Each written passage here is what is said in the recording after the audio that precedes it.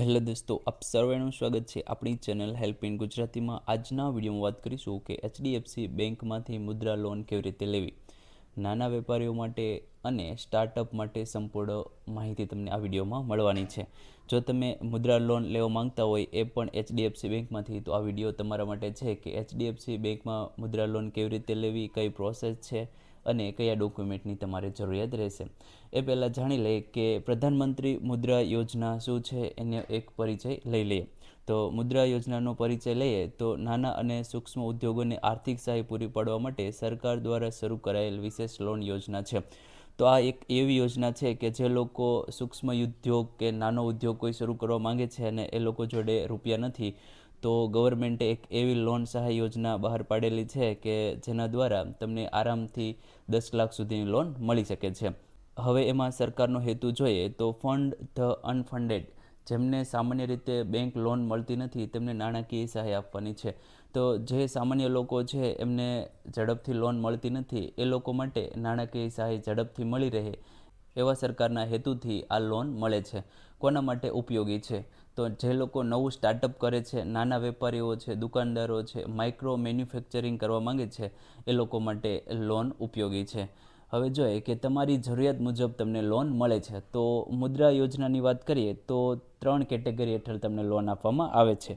એમાં પહેલી કેટેગરીની વાત કરીએ તો જેને શિશુ લોન યોજના પણ કહેવામાં આવે છે, તેમાં તમને 50,000 સુધીની લોન મળે છે. જો તમે કોઈ નાનો વ્યવસાય હજુ સ્ટાર્ટ કરવા માંગતા હોય તો એ માટે તમારે આ લોન લેવી જોઈએ. ત્યારબાદ છે કિશોર લોન યોજના. તો 50,000થી 5 લાખ સુધીની તમને આ કેટેગરી હેઠળ લોન મળે છે, જેમાં જે તમે અગાઉ જે લોન લઈને જે બિઝનેસ સ્ટાર્ટ કર્યો છે એમાં સાધનો ખરીદવા અથવા તો વ્યવસાયના પ્રારંભિક વિસ્તરણ માટે, એટલે જે તમારો વ્યવસાય છે એને તમે મોટો કરવા માંગતા હોય, ફેલાવવા માંગતા હોય, તો તમારે કિશોર લોન યોજના હેઠળ તમારે લોન લેવી જોઈએ.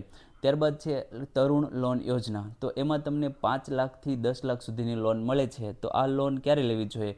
તો જે પણ તમે આ બિઝનેસ શરૂ કરેલો છે એ તમારે મોટા પાયે ફેલાવવો છે, નાના વ્યવસાયને વધુ મોટો બનાવવો છે, ત્યારે તમારે આ લોન લેવી જોઈએ. તો તમે 3 કેટેગરી હેઠળ લોન લઈ શકો છો. તો તમારી જરૂરિયાત પ્રમાણે તમે આમાંથી કોઈ પણ કેટેગરી હેઠળ લોન લઈ શકો છો. હવે જોઈએ કે એચડીએફસી બેંક જ શા માટે તમારે એચડીએફસી બેંકમાંથી જ લોન લેવી જોઈએ.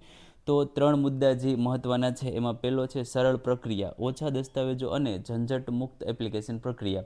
જો તમે એચડીએફસી બેંકમાંથી લોન લો છો તો તમારે જે પણ દસ્તાવેજો જોઈએ છે એ વધારે દસ્તાવેજો નથી, જે મેઇન દસ્તાવેજો છે એ જ તમારે જરૂરી રહેશે અને ઝંઝટ ઓછી રહેશે. ત્યારબાદ છે ઝડપી મંજૂરી. તો બાકીની જે બીજી બેંકો છે એ બેંક કરતાં તમને એચડીએફસી બેંકમાં ઝડપથી મંજૂરી મળી જશે, એટલે ઓછા દસ્તાવેજો અને ઝડપથી તમને મંજૂરી મળી જશે, ઓછા સમયમાં તમને મંજૂરી મળી જશે. ત્યારબાદ છે સ્પર્ધાત્મક વ્યાજદર, બજારના શ્રેષ્ઠ અને આકર્ષક વ્યાજદરો, જેથી ઈએમઆઈનો બોજ ઓછો રહે છે. તો આમાં તમને જે પણ બીજી બેંકો છે એ કરતાં ઓછા વ્યાજદરે તમને લોન આપવામાં આવે છે, અને જે પણ બીજી બેંકો કરતાં જે લોન રિકવરી માટેનો જે સમયગાળો છે એ પણ તમને વધારે આપવામાં આવે છે, જે તમારા માટે એક ફાયદાકારક છે. હવે જોઈએ કે મુદ્રા લોન માટેની પાત્રતા, કોણ વ્યક્તિ લોન લઈ શકે છે. તો પહેલું છે ભારતીય નાગરિક હોવો જોઈએ. તો જે લોકોને લોન લેવી છે એ ભારતીય નાગરિક હોવા જોઈએ. અરજદાર કાયદેસર રીતે ભારતીય નાગરિક આવશ્યક હોવો જોઈએ. ત્યારબાદ છે ઉંમર મર્યાદા. તો એ માટે એક ઉંમર પણ છે. બેંકના નિયમો અનુસાર યોગ્ય વય મર્યાદા જે સામાન્ય રીતે 18 વર્ષથી 65 વર્ષ હોય છે. જો તમે એચડીએફસી બેંકમાંથી લોન લેવા માંગો છો મુદ્રા કેટેગરી હેઠળ, તો તમારી ઉંમર 18 વર્ષથી 65 વર્ષની વચ્ચે હોવી જોઈએ. ત્યારબાદ છે વ્યવસાયની જરૂરિયાત. તો બિનકૃષિ આવક પેદા કરતી પ્રવૃત્તિઓ, ઉત્પાદન, વેપાર અથવા સેવા ક્ષેત્ર માટે જ માન્ય છે. તો જે લોકો નાના વેપારીઓ છે, જે લોકો દુકાન ચલાવે છે, એ લોકોને આ ઝડપથી લોન મળી રહે છે. હવે જોઈએ કે તમારે કયા ડોક્યુમેન્ટની જરૂરિયાત રહેશે. તો જ્યારે પણ તમે એચડીએફસી બેંકમાં તમે મુદ્રા લોન લેવા જાઓ છો ત્યારે તમારી જોડે આ મેઇન ડોક્યુમેન્ટ છે એ હોવા જોઈએ. આની સિવાય તમારે બીજા પણ ડોક્યુમેન્ટની જરૂર પડી શકે છે, જે તમને બેંક દ્વારા જણાવવામાં આવે છે, પરંતુ આ એક મેઇન ડોક્યુમેન્ટ છે, આટલા ડોક્યુમેન્ટની તમારે જરૂરિયાત રહેશે. મુદ્રા કેટેગરી હેઠળ જ્યારે પણ તમે કોઈ પણ બેંકમાં લોન લેવા જાઓ છો ત્યારે તમારે કયા ડોક્યુમેન્ટની જરૂર પડી શકે છે એ માટે અલગથી વિડીયો બનાવેલો છે, જે આપણી યુટ્યુબ ચેનલ પર મૂકેલો છે. આ વિડીયોની ડિસ્ક્રિપ્શનમાં એ વિડીયોની લિંક મૂકેલી છે, ત્યાંથી તમે એ વિડીયો જોઈને તમે દસ્તાવેજો તૈયાર કરી શકો છો.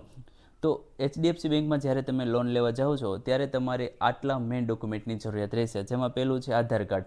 તો ઓળખના પુરાવા માટે તમારે એક આધાર કાર્ડ આપવું જરૂરી છે, પાન કાર્ડ પણ જરૂરી છે, છેલ્લા 6 મહિનાનું બેંક સ્ટેટમેન્ટ. તો તમારું જે બેંક એકાઉન્ટ છે એચડીએફસી બેંકમાં જે તમે બેંક એકાઉન્ટ ખોલાવેલું છે એ 6 મહિનાથી જૂનું હોવું જોઈએ, તો તમને મુદ્રા કેટેગરી હેઠળ લોન મળે છે.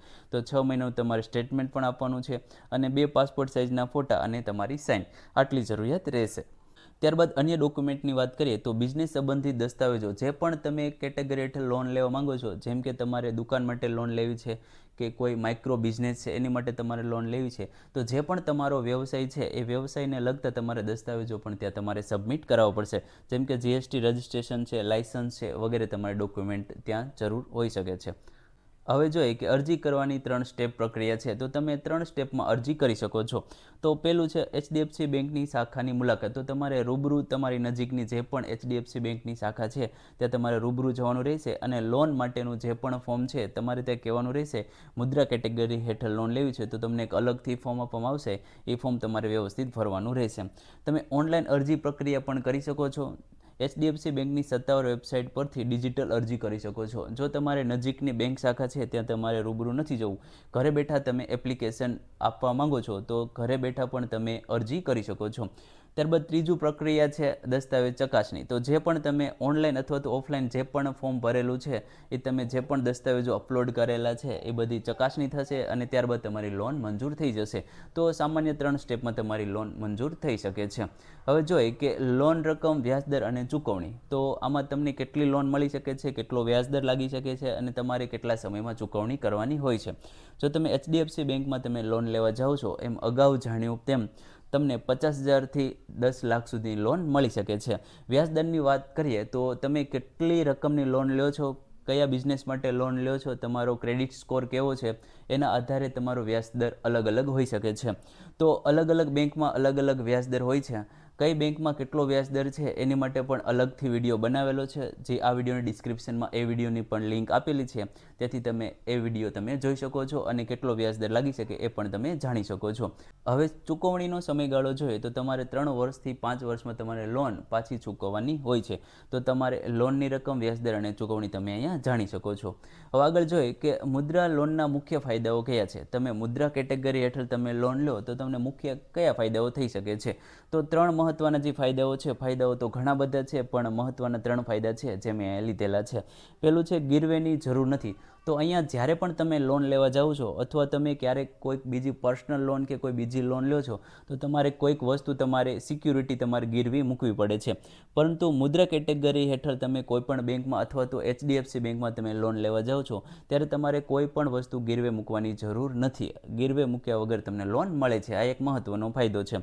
ત્યારબાદ નાના વ્યવસાયને પ્રોત્સાહન. તો નાના વ્યવસાય છે, જે લોકો જોડે હજુ નાનો વ્યવસાય છે, જે લોકોએ હજુ વ્યવસાય સ્ટાર્ટ કર્યો છે, એ લોકોને પ્રોત્સાહન મળી રહે એ માટે તમને ઝડપથી લોન મળી રહે છે. ત્યારબાદ છે સરળ મંજૂરી પ્રક્રિયા. તો જે બાકીની પર્સનલ લોન છે, ગોલ્ડ લોન છે, એ લેવા તમે જાઓ ત્યારે ઘણી બધી પ્રોસેસ થતી હોય છે, પછી તમને લોન મળતી હોય છે. એટલી બધી પ્રોસેસ આમાં નથી, થોડી ઓછી પ્રોસેસથી તમને લોન મળી શકે છે. ત્યારબાદ ઘણા બધા લોકોને આ 2 પ્રશ્નો વારી વખતે મૂંઝવતા હોય છે, જે મેં લીધેલા છે. શું તમારે કોઈ સાક્ષીની જરૂર પડે છે, એટલે કે ગેરંટરની જરૂર પડે છે? તો કે ના, મુદ્રા કેટેગરી હેઠળ તમે જ્યારે પણ લોન લેવા જાઓ છો ત્યારે તમારે કોઈ સાક્ષીની જરૂર પડતી નથી.